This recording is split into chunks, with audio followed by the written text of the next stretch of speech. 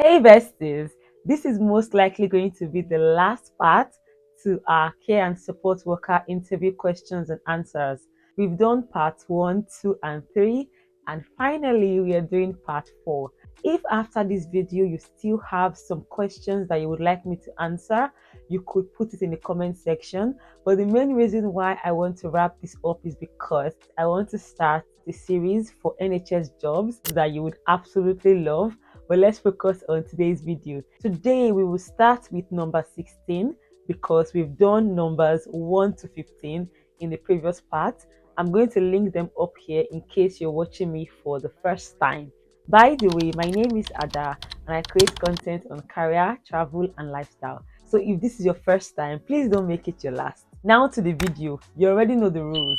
I would state a common question and I would explain the rationale behind the question and your likely answer.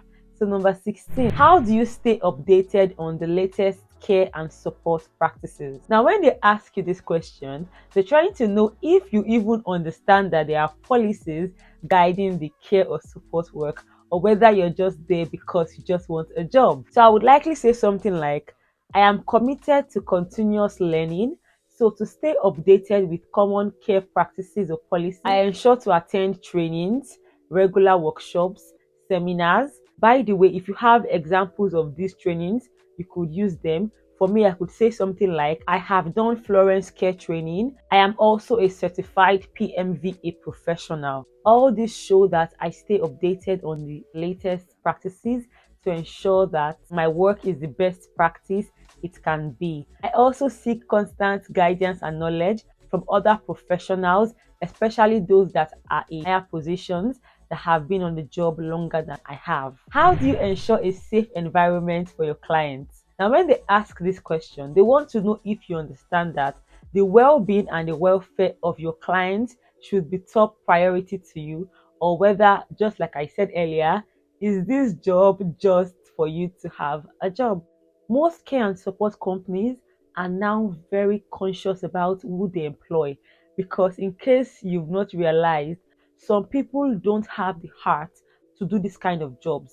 And I understand that some people are care or support workers because they just want the money for the time being. I don't think there's anything wrong with that. What is wrong is when you know that you are not an empathetic person and you truly don't have the welfare of these vulnerable people in mind, then you go and get the job and you don't do a good job. In fact, some people can go as far as abusing their service users. Obviously, if you're watching this channel, you are not one of such people, because even though your care and support work may just be a means to an end, it is expected that you genuinely care for the well-being of your client. So that's why they would ask you a question like this. I would say something like, safety is paramount in care work, and I ensure to implement safety protocols and ensure that the living environment is free from hazards and my clients are kept safe. I am trained in emergency response procedures and I am constantly at alert to ensure that my clients are free from accidents. Obviously, even if you are new to care work, in your training, they will teach you how to be vigilant and how to look out for any form of hazard. But in your interview, in case they ask you such questions, make them know that you understand that it's your duty to ensure that your clients are kept safe. So you will be vigilant. You are conscious of the security procedures. You're conscious of every form of emergency procedures, because when you're at work, you most likely would have emergencies at some point in your career. How do you approach end of life care and provide emotional support to such clients and their families? Now, in the previous video, I made mention of something called palliative care, and I said that that is a form of care where your job is just to care for someone that is at the end of their life. Now, that is a specific kind of care work, but you could be doing the general care work, and for some reason, one of your clients will be at the end of their life. And in such instances, they expect you to be able to provide emotional support, not just the client that is going to be dying, but also to the family of the client that would need that emotional support. I would say something like, end of life care requires sensitivity and a great deal of empathy. I am an effective communicator, and by this I mean I listen actively to what my client wants and ensure that their wishes are respected. Even though the client is about dying, that does not mean their needs don't matter. So I'll make it clear to my interviewer that I understand that my client's needs matter and should be respected. I would also communicate with the client's family to ensure that we are all working collaboratively to promote the client's comfort and dignity even when they are demised. How do you stay calm and composed in high emergency situations such as medical emergencies? Now they would ask you this question because see, once you're doing care or support work or any work that involves a vulnerable person, you have to be highly emotionally stable. Like you have to have high emotional intelligence because some things will catch you off guard, such as a medical emergency. You could just be at work on a normal day and your client would run away, run into the street, or have an epileptic seizure.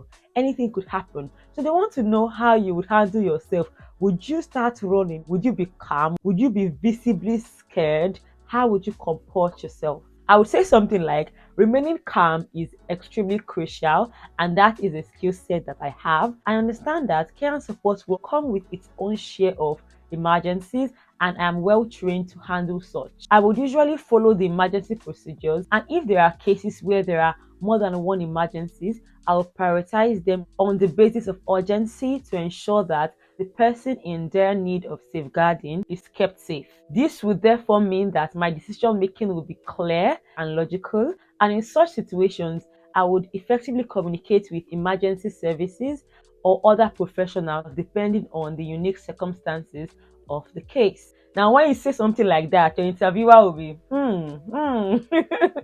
By the way, if you need a structured guide on how to prepare for and pass these job interviews, regardless of the job role, my ebook guide would greatly help you because not only did I cover common interview questions and answers, I also covered things like how to craft your elevator pitch, how to appear more confident, the kind of outfits to wear, and even a 10 minutes checklist.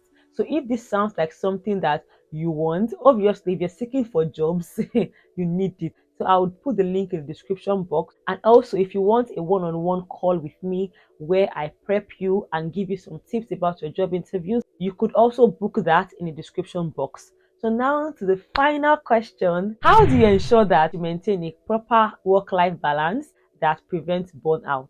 Now, this is a very important question and it shows that they even care about your well-being. The thing is, most companies know that if the employee is not fine, they cannot work. Because if you do not prioritize your self-care, you don't prioritize your well-being, how can you actually prioritize the well-being of your clients? Because you cannot pour from an empty cup. It's from your overflow that you'll be able to pour out to your clients. And if you burn out, in fact, if a lot of people start getting burned out in a company, everybody will be calling in sick. So who will do the job? So they want to prevent such situations and ensure that you understand what that means. So I'll say something like maintaining a healthy work-life balance is of topmost priority to me because I understand how impactful well-being is. I prioritize self-care by setting clear boundaries between my work and my life by ensuring that when I'm at work, I focus on work, and when I'm at home, I prioritize time for self-care. For instance, I meditate. It's important to give an example so they know that you actually understand what self-care entails. So you could give examples like you meditate, you do breathing exercises, you journal, you take walks, you have hobbies, you have stress management techniques, you have a support network. For me, my answers always revolve around, oh, I meditate, I journal, and I also love sewing. And they're like, oh, that's nice, oh, that's nice. And that just makes them understand that you actually have a life outside work. Because you should. So, besties, oh my god, why does this feel so emotional? I think it's because I have put in a lot talking about this care and support work, interview questions and answers since last year, and now I would want to increase this platform by talking more about other job roles, and I hope you're going to enjoy that. If you have any question or any statement regarding anything I've said, do well to drop it in the comment section. If you've gotten a job based on implementing any of these questions and answers videos, do well to let us know because you know me, I'm all for congratulating you because it's not easy at all to put in all of these things in practice and actually yield fruit from it. So I pray that if you're watching this video, whatever job you're looking for, God grants you your heart desires. Amen. So besties, if you need a playlist of similar videos where I just talk about care work and support work, just click the link and help yourself. And I'll see you in my next one.